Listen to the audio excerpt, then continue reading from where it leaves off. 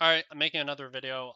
This video is going to be more of a topic discussion, more about a general theme I've seen throughout this year of Counter-Strike, and that's the idea that Swedish CS is healing, right? The idea that Swedish CS, I think, is in the best spot it's been in quite a while, right? Um, Swedish CS was like one of the pantheons of like great nations when it came to CS back in the day, right? When you had teams like NIP, Fnatic, right? Those teams existed for a very long time, basically from the start of the game until start of CS:GO, right? And even in CS 1.6, they were a rather strong nation, right?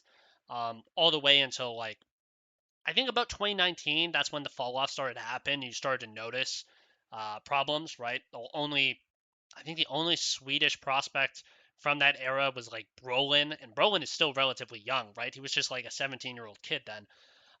But I wanted to make a topic and a discussion that Swedish CS is in the best state it's been. I think this is possibly the most talented Swedish CS has been since I don't know what year, probably 2017, 2016, roughly that era, right? Because I think I'm not like the most knowledgeable about Swedish CS, right? I won't even pretend like I am, but I am somebody who has followed Counter Strike for a pretty long time, and I've seen Swedish CS's rise and its lows, right? Especially during like feel like the online era, 2020, and like COVID, and even continuing. There wasn't a lot of Swedish talent coming up. There wasn't a lot of players that were developing, and I'm starting to see more of the fruits of Swedish CS being developed, right? The players who were in academy leagues finally getting chances on bigger teams, and I just wanted to talk about it because while I was watching XC Pro League, Alliance has been, if you've been watching Tier 2, you've definitely seen Alliance play a bit when they had Melo 9. Now they have Bob XD, another talented prospect. We will talk about him in the video because I want to get into a few specific players I want to highlight, right? Obviously, because I love talking about Tier 2 players. But Alliance, when they had Melo 9, were making quite a few big runs, right? They upset Aurora at Draculand. That was a really big moment, I remember. And they were close to even making the major. They sadly just got, I think, cut out by Big. I think it was Big who basically eliminated them from major contention, right? They would have made Cologne otherwise. And the other team is Eyeballers. And while Eyeballers, I think, is worse than Alliance, I think Alliance has younger pieces, better pieces, right? I think Bob XD and Era are the two pieces I rate the most. Avid has actually been surprisingly good, and Upe, I think, is a solid role player. And Twist as an IGL, part of the old guard of he was once a Swedish prospect himself back in the day, but he has developed into part of the old guard that is raising these young players. And Eyeballers, obviously, with JW and Crims from Fnatic days, right? Legendary players of the game. Crims one of the greatest supportive riflers of all time, and then JW, a great Hall of Famer like Opper, right? But Maxter, I think, is good. Wolf is okay, and Dex has potential, but it's very inconsistent. Is the best way. But I was watching their run at XC Pro League, right? Alliance has made playoffs. Eyeballers were pretty close. They were in the 2-0 bracket. Lost to Tyloo, lost to Nemesis. This Nemesis series was incredibly close. Um, but I wanted to talk about just the players, right? And some of the players I want to highlight.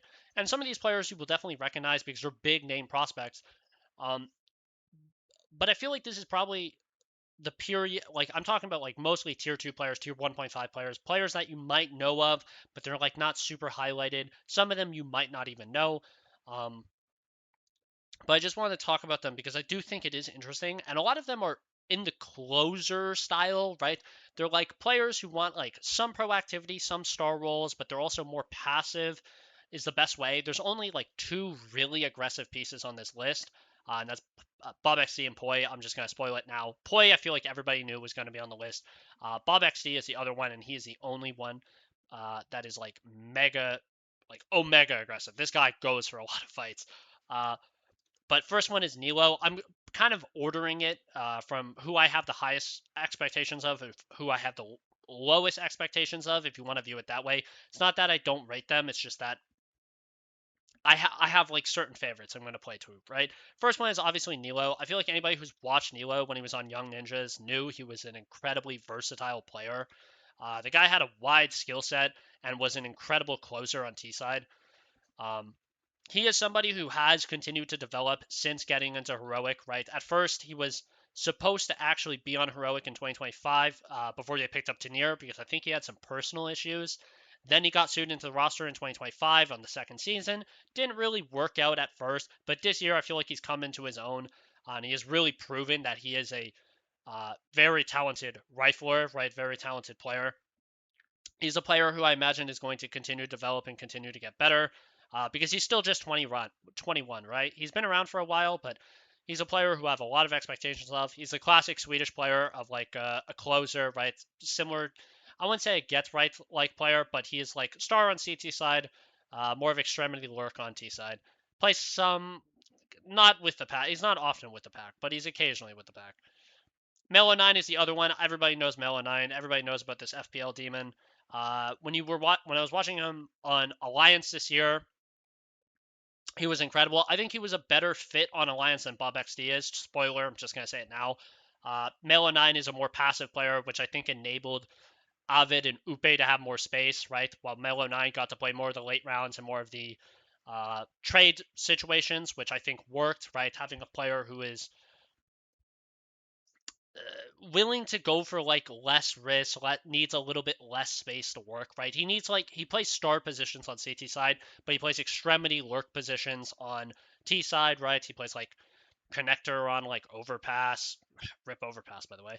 Uh, Rotator on like Inferno on CT side, Biap's lurk on Inferno. Like he plays a lot of supportive, like more lurky closer positions, right? He is a typical closer, and he's super talented. I was questioning whether or not I want to put Melo 9 above Nilo. I think Nilo, I just rate him because he's versus better opposition. It's not that Melo 9 is any less talented, and I definitely rate Melo 9. When you watch his demos are incredibly fun to watch because of how controlled his crosshair is, right? His pre-aims, his anticipation of targets, right, and how he reads the game. It's incredible, and he will be a great player. I predict a top 10 rifler one day because he's only 17. He's only 17 and he's doing this. He's going back to Metasport, sadly. I think he worked well on Alliance, but Melo 9, everybody knows Melo 9. Poi's the other one. I feel like everybody knows Poi because he got picked up by 100 Thieves this year. He was also on Alliance, and Melo 9 was brought in to replace him. He's this, very aggressive opener, star rifler, right? Super confident in the way he plays. He is very mechanically fun to watch, right? Guy has unbelievably good crosshair placement. I wouldn't say it's as good as Melo 9 because he is more of the opener. He's more aggressive, right? He's going first oftentimes, being the point man. But his ability to be explosive and to break into bomb sites is, rather impressive for Swedish CS because I think Swedish CS, when I think about Swedish CS didn't really have a lot of aggressive star openers. Like, I can't really think of one historically that ever fit that role, right? Um, I think Poi and Bob XD are like kind of the standouts of that. You could argue it's Rez, right? Rez is arguably that one. Maybe even Brolin, sort of. But Brolin was more of a playmaker. He wasn't like a hard opener um, historically. So I think Poi is a bit of a dynamic shift. And I'm very excited for Poi. I rate him the third, like he's technically third on the list, right? Because of, again, opposition. Even though I think he will match up against tier one opposition pretty okay, I don't think he's going to struggle too much. He has like fits of inconsistency where I think the other two are a little more consistent because of their role, right, as closers. Poi sometimes goes missing, sometimes doesn't show up. I've also seen him recover in half, so sometimes he's been fine. Um, but I do love Poi. I have a very soft spot, right? I realize I sound like Quacke now, right? Quacke from um, King T's Retake the Week podcast because this guy just glazes Swedish prospects. But I want to talk about them because there's a lot of exciting ones. Adam B's the other one from OG. This is Susp's twin, right, from Heroic. Adam B is the player I actually rate more than Susp. I was going to put Susp on this list, but Susp has been struggling for a while. And it's not that I think Susp is bad. I still rate Susp as a supportive style player. But Adam B is more of a closer, kind of like a flexible rifler, right? He is more of a closer. He does like taking some aggressive packs and he's able to get openers, right? I think that's one thing he's able to do from his extremity positions, right? I think he plays like B Monster Lurk on Overpass. That was the one position I saw him play, and I was rating him super highly on. He plays like short. I mean, Overpass is out of the map pool now, but I want to mention it because I do think it's something I rate him on. I think he played like A anchor on Mirage. He plays like some anchor spots, some. It's not like star rules, but it's like secondary slash tertiary star roles on CT side. And on T side, he's more of the lurk extremity player, like A long on Dust 2 or something, I think he plays. But I really rate Adam B. He's a very exciting player. He's been farming on OG despite OG being completely dreadful, right? If you want to go to events, like consistently green, consistently dropping 0.7s, right? The CCT Omega Fried, holy shit. Even though they went out, looks like last place, poor guy. But Adam B is somebody who I imagine will be, he will be picked up by better teams if OG, like, because OG have just been floundering for quite a while.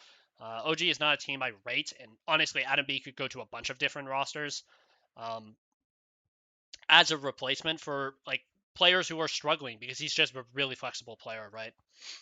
Mechanically, like I'm not gonna try and mention mechanics too much on this because I'm just gonna tell you right now, they're all mechanically good. You're not gonna have to worry about it. The other one is Jakob or Jakob. I don't know how to pronounce it exactly. He's on Johnny Speeds. He has taken a pretty big step up this year. From what I understand, he wasn't on any big teams before this. I started watching this guy's demos. Yeah, he was on Young Ninjas. I started watching this guy's demos pretty recently after he farmed in a CCT. He lost to 100 Thieves. This CCT, he got second place, but he Omega like 0.92 KPR. Even in the finals, he was like farming 100 Thieves. He dropped a 2.3 and lost the map, or sorry, won the map like very convincingly, but they still lost the series sadly. Um, he is similar. He's a weird player. I don't know how to actually rate him because he does play like aggressive star positions, right? On T side, right? He plays like elbow on Ancient, and he is the point man on that at times, right? He's sometimes a point man, but I've also seen him play like lurk position. I think he plays like I don't know. He's weird to discuss. He's like a closer, but he's not a closer. If you want to put like a playmaker, maybe that's probably the best way I can describe him. He's more of a playmaker. He's more in the nerds line of players. But I rate Jakob. Jakob, he has unbelievably good movement in combat, right? Something I notice is that when he's taking gun duels, he makes himself really hard to hit by AD strafing, by tapping crouch. Um, Steady crosshair placement. It seems like he's able to keep his tracking on center when he gets the crosshair on the guys. His first bullet's awesome. Jakob is a player who I have a lot of faith for as he continues to develop. Um, because he's 21 years old. I'm just gonna let you know all these players are young. I was considering putting other people like Avid and Era on the list, but I think they're older and they're not really prospects anymore. They're more known quantities at this point. Avid, I haven't watched enough demos for, and Era, even though I do rate him, he is older. He's like 26. So I want to keep it to relatively young players. And I think Jakob 100% deserves to be on the list. Um, he's a player who I have more faith for, despite not playing a lot of great opposition yet. The other one is Maxter, Maxter of Eyeballers. He's more of this. He is a very passive, typical closer player. Guy has incredible spray control and like mechanics. He's very clutch for this Eyeballer squad, and he is kind of their star rifler since they lost Bob XD. Right, Bob XD went to Alliance. Um, Bob XD is on the list, but I rate Bob XD slightly lower. I think Bob XD has nerve issues. Maxter doesn't. I'm pretty sure at the PGL Bucharest event, Maxter was their best player. He had that one clip where he gets like a triple kill on the 8 bomb site of Ancient, which blew me away when I watched it. As you can see, he's been consistently putting up good numbers, right? The occasional red rating. PGL Bucharest is the event I watched him in. He doesn't play a lot of the star spots from what I understand. He plays like more of the anchor spots. I think he's like the A anchor. No, he is the rotator on what is the map? Ancient, right? He does play some star spots, but I think he is more of the he was more of an anchor. I think they're moving him into star spots because of Crims, right? They picked up Crims. Crims is not a star. He's a very supportive player. Um, So they're giving Maxter some of the roles, and I think that's good because I think he definitely has a mechanical skill set. I'm pretty sure Maxter was a prospect for Swedish CS quite a while ago, um, like a few years ago. I think he was on Young Ninjas, but he wasn't really talked about. Yeah, he was in NIP for a for a stint, and then he was in Young Ninjas. And he didn't really live up to his potential there. But on Eyeballers, it seems like he just needed more time to develop. This is why I think some people focus on the age of players too much. I think this is something you should avoid if you're looking at prospects is their age. Basically, the only time I would focus on it is if they're getting started like super late in their career, right? If they're getting started at like 23, 24, that's when it's like a bit rough. But we have cases like Tanier, right? Where he was a rookie to tier 1 until last year, right? Tanier is 25. He's a bit older, but he's definitely a prospect when you watch how he plays, right? He's a very talented player. So I would keep away from age. Age doesn't really matter. Um, I say it doesn't matter, but it does matter. It does matter a bit, right? It's not like it's a completely irrelevant thing, but a lot of people focus on the age of these players and are like, oh, they're not 17 and they're not dropping like 1.3s, they're garbage. It's like, that's not how it works, right? Because players take a while to develop. Sometimes they're developing different skill sets. Some players start later in their careers, right? I think Glowing on Cybershock, right? He started when he was like 26. That's when he started his pro career, was at 26, right? Like, it's kind of wild how late you can be into your career and still manage to find your form, right? And Glowing is fragging, by the way. This guy is like 32 and he still frags. So I would keep away from focusing on age too much. And Bob XD is the other one. The reason I have Bob XD at the lowest is mostly because he's very inconsistent. He has great maps and he has awful maps. He is very up and down sometimes. I love when I watch his demos because he undoubtedly has skills and he has the mechanical aspects down. Love his confidence, right? Love the fact that he's willing to go first and just be this aggressive hard opener. Like I think I was watching one of his the game against 9Z 9Z versus Alliance at this tournament, right? And Bob XD was just constantly like, first guy in, he just pulls his knife and he just runs, right? He just runs for his teammates so they'll get the trade, right? But he undoubtedly has enough mechanics, right, to be able to hit shots similar to Poi.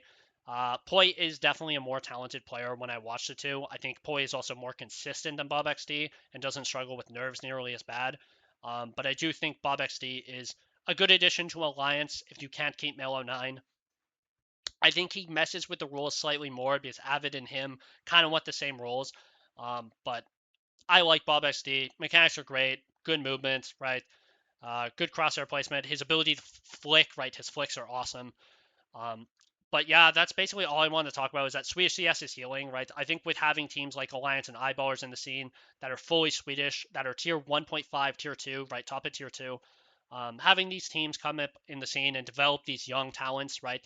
And even have some of the like talents that kind of got disregarded during the online era and the COVID era, like Era and Avid, right? Having those guys develop and actually show something like reasonable, right? I think Avid and Era have really showed up this year and have actually showed that they have developed as players since their time, right? Era was in Gamer Legion years ago. Avid, I forget where he was, but those players have even improved, right? Era has actually been one of the best operators in tier 2, right? With Afro. I think Afro and him were two players in tier 2 who I was keeping an eye out for opping talent because they were rather impressive. But a lot of them are riflers. Sweden doesn't have many operas. A lot of them are more of the closer style riflers, with the occasional aggressive rifler like Bob XD and Poi. But I'm excited for all these players. I'm going to continue watching their demos, continue watching their games, right? Because they are very fun to watch. So hopefully you took some insight that of some of the Swedish prospects that are kind of coming up and developing. Some of them you probably know of, like Nilo, Poi, Melo9, but the others you don't, like Jakob, Adam B, Bob XD, Maxter. These guys, I would keep an eye out for them. They're very talented players as well, and I hope, hopefully, Swedish CS continues to get better. Right.